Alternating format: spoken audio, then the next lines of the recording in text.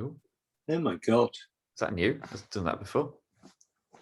Recording in progress. Okay, like we both know now, yeah, we are recording. Hello, welcome to episode 415 of the Self-Help Podcast with me, Sean Orford, me, Ed Lamb, and my good pal, Sean Orford. You've changed, Sean. Yeah, I wish, eh? How you doing? You okay? Yeah, I'm okay. I've just taken delivery of the stovetop oven for the camper van when it comes, and it's looking very sexy. So not long now, hey, you getting excited? You starting to dream of where's your first trip going to be? Do you know? I think it's going to this place called Warkworth, I think. Oh, no, you wouldn't like it up there. Yeah. Everyone stay away from the northeast this summer. You wouldn't like it. It's not for you. Everybody, you have to get your Ed detectors on and go and find Ed in a field. That's it. Very cool. No, yeah, looking forward to seeing it and having a little poke around in it. Very exciting stuff.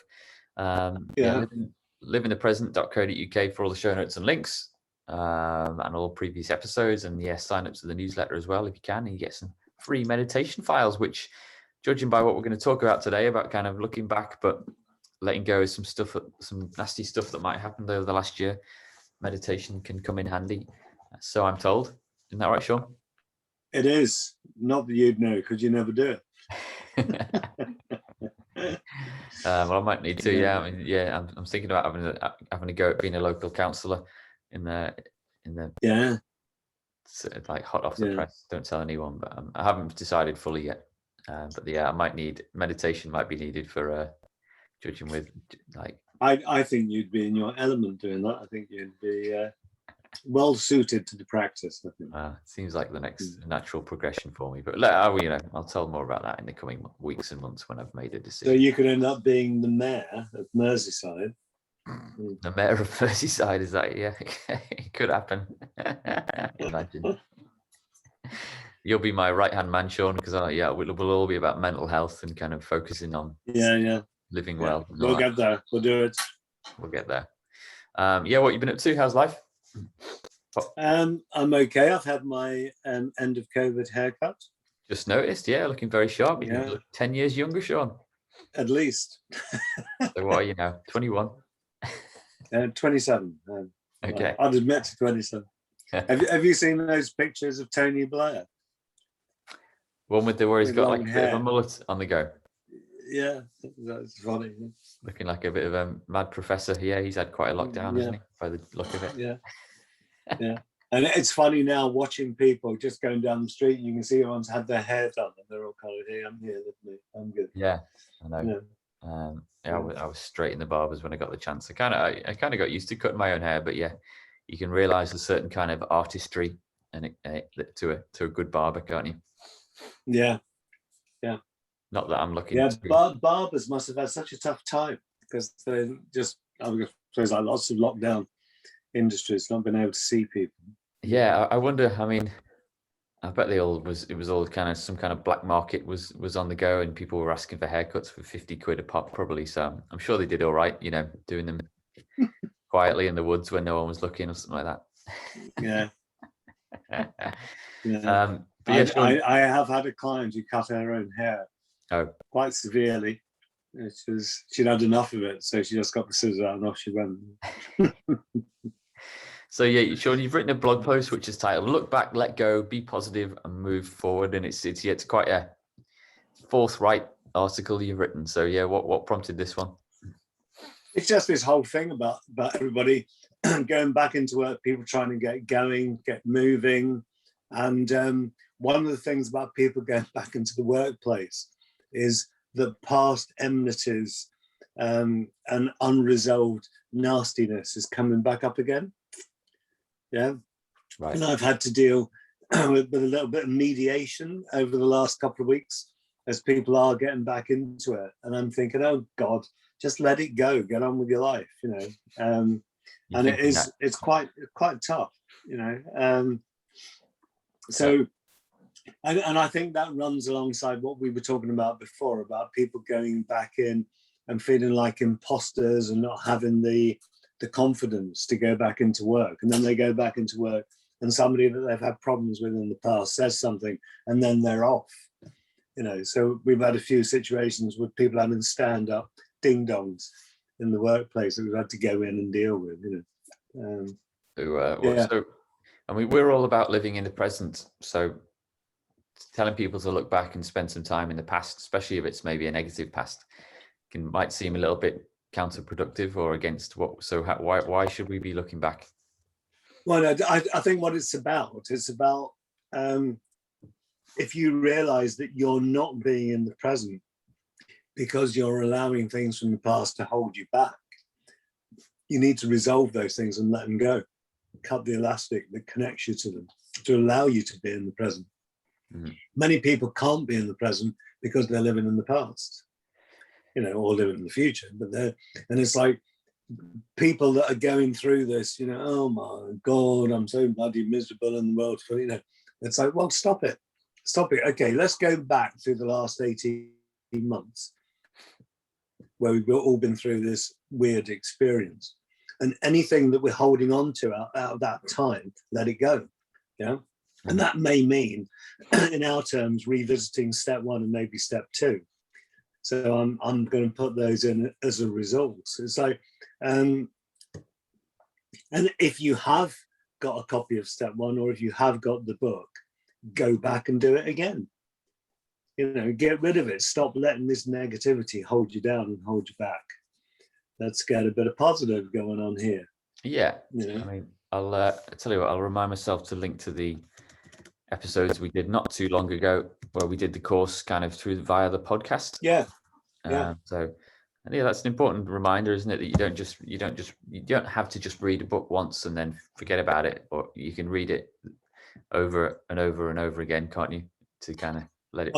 I've been through that situation where I've read a book lots of times, like maybe 10 times. And people have said to me, why are you reading that book again? The book doesn't change. It's the same words. And my thing is, no, the book doesn't change, but I do.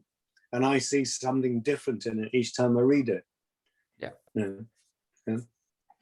My mother had a tradition where she would, every winter, she'd start reading The Hobbit, and she'd read The Hobbit every year. It was like her thing. Nice. Yeah. Yeah, I'm on like read through number 3, I think, of Lord of the Rings with my eldest. But I've read it a couple of times in my life as well. And I don't know. I mean, it's been, the gaps have been that big between reading that I kind of, it's like reading it from scratch again. But yeah, I mean, there are movies and TV shows that I watch over and over again, and you do spot new things and you learn new things about them, don't you? Each time. Yeah. One of the frustrations about watching a film of a book is that they don't get the characters right, because the characters in my head are right, not the ones on the screen. So, well, yeah, I found that with Lord of the Rings helped, actually. I think that they did the film so well that the characters were so well kind of portrayed that I now see, when I'm reading the book, I find it easier because I can just see Aragorn and Sam and Frodo and all that kind of stuff a lot more vivid. So, I guess it's And what about Gollum? Did they get Gollum right for you? Yeah, I think they did, actually. Yeah, I mean, like I say, the gaps when I was a kid between watching it and then watching the movie and now reading it again 20 years later. The movies are nearly 20 years old, by the way. I think this Christmas the movie will be 20 years old. So, it's all fine with me. But yeah, we'll do a Lord of the Rings episode. We won't talk too much about that today. Loads of lessons in Lord of the Rings, actually. But if you look at Lord of the Rings, it's a parable, the same as Narnia is. It's all about evil being overcome by the light. That kind of thing. Yeah, I mean, Tolkien was a big fan of nature, wasn't he? And he hated mechanization, and Tolkien hated machines of any kind, really. He just wanted to be left alone in the woods, I think. And that comes across big time in the books. But so you've got a few kind of exercises listed in your blog post, which people can do. And the first kind of 3 points about looking back and letting go. So they say, number 1, list all the things that you really don't like about the last 18 months. Number 2, identify anyone who hurt you or made you angry or upset. And then 3, what was the worst thing that happened to you in this time? So then it says to write a paragraph about each of these events, stating why you truly feel what you truly feel about them. So why is it important to journal things, Sean, and write things down? Because when you keep them inside your head and you don't allow them out, they fester and they go round and round like a pea in a tin. Whereas to get them out on a piece of paper or onto a screen through a keyboard, you have to process them from your head and your heart out there. So you've had to do the processing to move it on. You can sometimes do that through talking it out. If you're talking out with someone who is positive and is allowing you to talk it out rather than reinforcing it, going, well, I know exactly what you mean, and reinforcing the problem. But usually to write something out is very, very powerful. And that's why keeping journals and diaries can be good. But what I'm suggesting that you do here with this stuff is that you write it out, just like you would with step one, and you let it go. And the easiest way to do that is to read it out loud and commit it to the flame, either like a bonfire or a barbecue or something, and just let it go.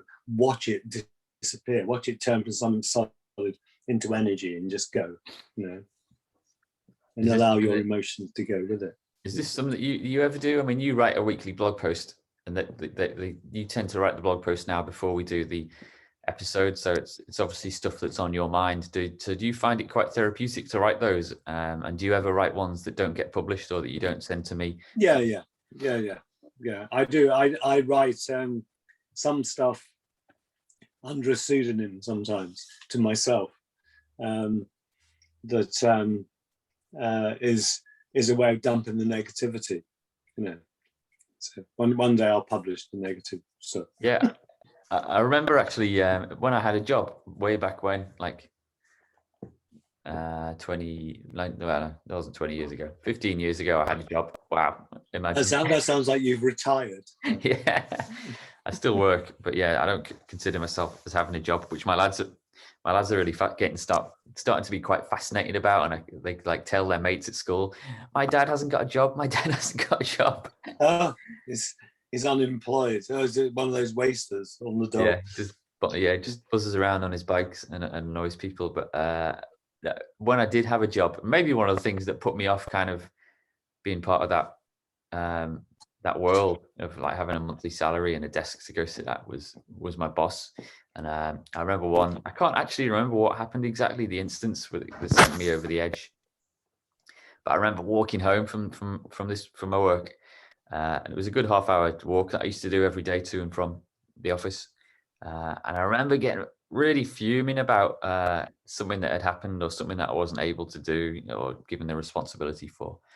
And I got home to the flat we were living at the time, and I typed out this letter, which was a massive rant against him. And I don't think, thinking back, I don't think I ever intended to print it off and email it to anyone. It was just going to be for me, just to kind of, and this was before I even, I met you and I was aware of anything connected to the world of self-development, but it just felt like the only thing I could do at the time. I was walking home really angry about stuff, and I'd written out the letter in my head already, and then I got home and I just typed it all out. And then I'm not even sure if it exists in a folder somewhere on a hard drive or not. I might try and dig it out. But do you find it something that people could do naturally? Is it something people have done down the ages? Just write something down and just kind of get it out of their heads? Yeah, I think a lot of songs were about that. Songs aren't about we're all having a good time. Songs are like, I'm really pissed off and I'm going to tell you all about it. Usually is what songs are. My baby left me. Gugum, gugum. The key in what you just said, though, was you said, I can't really remember. And what you were saying then was you'd let go of it. If you had said, and I can remember to this very day what was going on, it would be because you were holding it. Oh. And that's the difference between you writing that letter is the very thing I'm talking about. You processed it out. So it wasn't like inside you. Whereas there are lots of people that are still going on about stuff that happened 20, 30, 40 years ago, like it happened yesterday, because they keep revisiting, keep building it. Oh, and they never let it out. Wow. So even back then, before I'd met Sean Orford, the mighty Sean Orford, I was on the right track already. You were just naturally being perfect. There you are. So yeah, that's the negative stuff. But then your article goes on to talk about how we can do the opposite, and we can think about the positive things that have happened in the past year or 18 months. Yeah. And do the What same. was the most positive moment of the last 18 months? Who was the most positive person? Who helped you the most? What was the best thing that you achieved? And that can come in a variety of things. Like maybe the best thing that you achieved was I didn't punch so-and-so on the nose. And that's a positive. That kind of thing. It just depends on how it's been for you.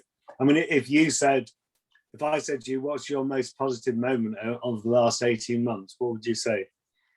Well, I'm just getting memories of it now, and it's going to be my resource later on. But it's just spending time with my family in that first initial lockdown about a year ago, or just over, when the weather was great and we were all in the garden. I'm again conscious, like, disclaimer that a lot of people were in hospital and getting really panicked about work and all that stuff. But yeah, personally, we were happy and sheltered and warm and clothed and fed and sitting in the garden playing with guinea pigs and just like making pizza and stuff like that. So, and for me, I wasn't journaling. Journaling. Yeah, that stuff.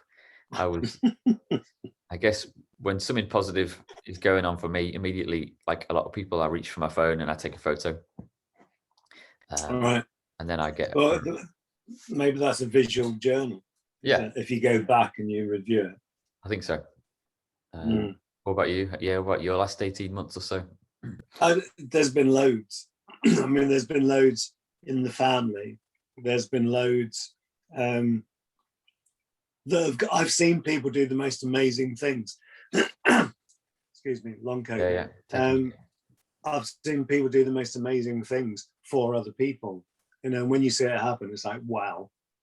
There've been so many highs like that. But even through to when the guy hit me in the car and T-boned my car and he got written off. If he hadn't done that, I wouldn't be getting a camper van now. So although at the time it was like, oh, I like my car, it's like, it's okay. I'm going to end up with this thing that we can go and use, then we can have good times in. Yeah, it can even be a mobile consulting room. There's all kinds of things I can do with it that are exciting. So to me, there's been loads of positives over the last 18 months, really. And some of those even now. We went to see Auntie V the other day, who's 94 this year. I can't believe it. And at 94 years of age, because we don't go in a house yet, so we're stood outside, and she's stood in the doorway, her back doorway, and she stood up for an hour and a half gabbing to us. Yeah, at 94, she was still there. And so there's loads of things like that. And I think that she's probably the most positive person that I've seen over this period of time, because she'd been isolated. She isolated well before everybody else had to. She did it naturally. Right. She thought it was safer. So she came round for tea on for like afternoon tea on Saturday or Sunday, and that was the first time she's been out and to someone else like us for 18 months. Wow. Over 18 months, in fact. Yeah, I saw a friend, an acquaintance yesterday for lunch actually, and he lives quite an isolated life on his own. He hasn't got family in the country, let alone in the area, and he's been on his own for the last 12 months or so, and he's been all right from what he told me, at least. But yeah, he was like, at the end of the lunch route, he was like, Ed, it's the first time I've seen anyone properly and outside of in a shop for a year. It's been really nice. So. Yeah. That's a good thing, isn't it? Yeah. So what about that last one there? What's the best thing that you've achieved in this, do you think? Oh, achieved. Yeah, I don't know. I did a load of climate change classes, online stuff throughout lockdown last year. So like professionally speaking, it was probably that. So I did it to 9 or 10 different community groups across the world. We did some online Zoom workshops. So yeah, professionally, it was probably that, really. Got to meet loads of cool people. Quite enjoyed the process on the whole. Yeah. That was good fun. Yeah, and for me, it's being online, working with people, and gradually getting that right. Because therapy online is quite a big deal, and although I've been doing it in places like the Middle East from here, it's been a real kind of education this whole period of time, and I think moving forward that it will become much more a part of what we do. Yeah. And yeah, that's been good. It's been good. Yeah. Okay. So to sum things up, then there's some questions at the end of the article that ask people, and one of which is to imagine it's New Year's Eve 2021, and someone is saying a few words about your achievements over the last 18 months. What would they be saying? So is this this is kind of like a visualization technique, is it? Yeah.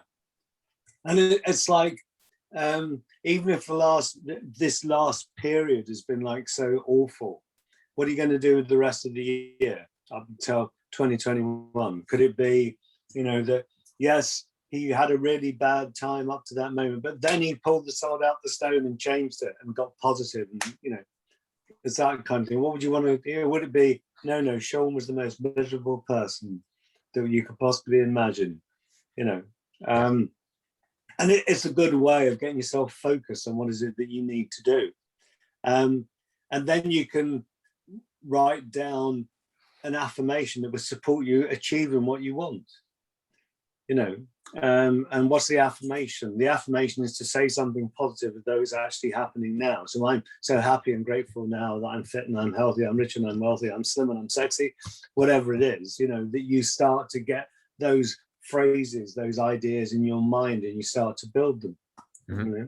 Yeah, and then it sums up with saying that looking forward beyond that, and what will be your greatest challenges that you need to overcome to achieve what you really want. So you're getting excited about this camper van, and you'll be able to travel the UK with ease and stay where you want and further afield, I assume, as well. Yeah.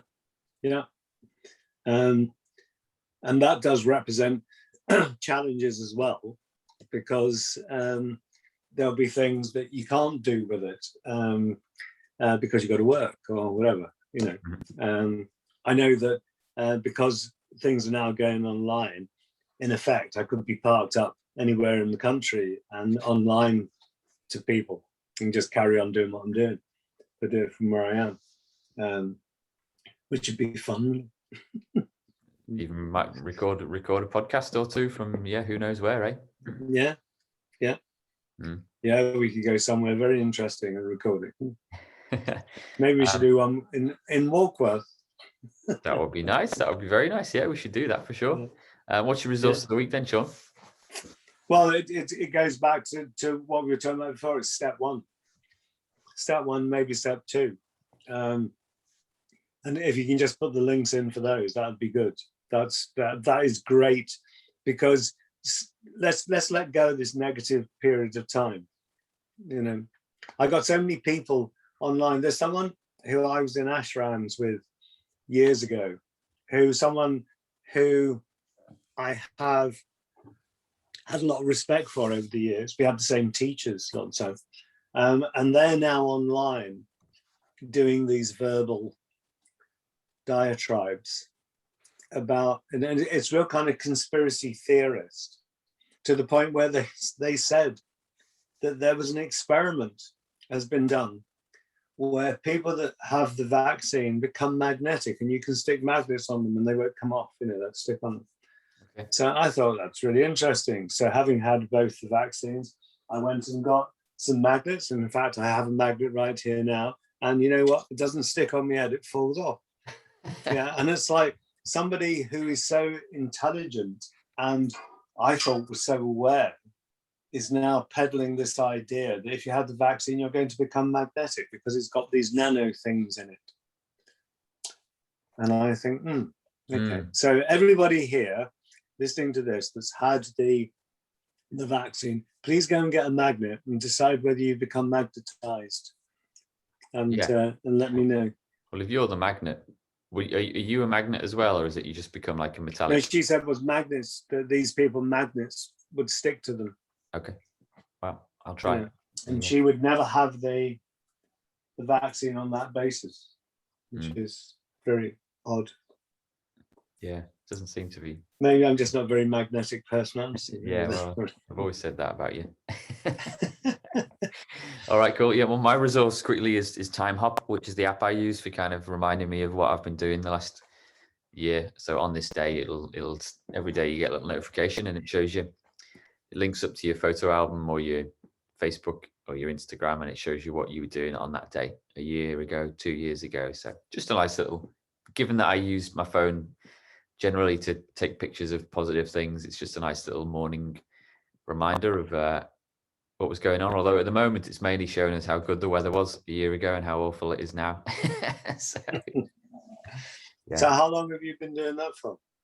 Well, it actually, you can go on streaks. It tells you how many days you've done it for, and I've been using it for about 1,350 days, whatever that is. So about 4 years or so. Yeah. Yeah. Well, So amazing.